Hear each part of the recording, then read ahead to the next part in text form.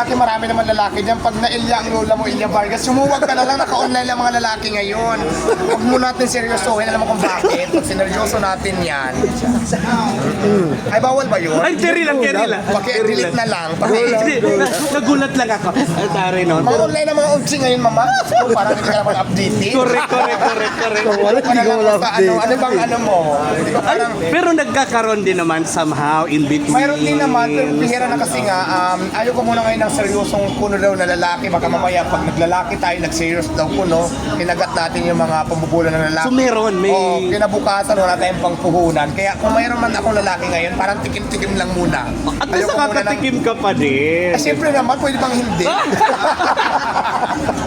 Oo naman, no, Mars. Di ba nga? Tama yan, tama Kaya sa atin yan nung wala na mamatay tayong virgin, hindi na uso yan ngayon. Sayang mo ng diwata. Di ba nga? Oo. Congrats, Mars.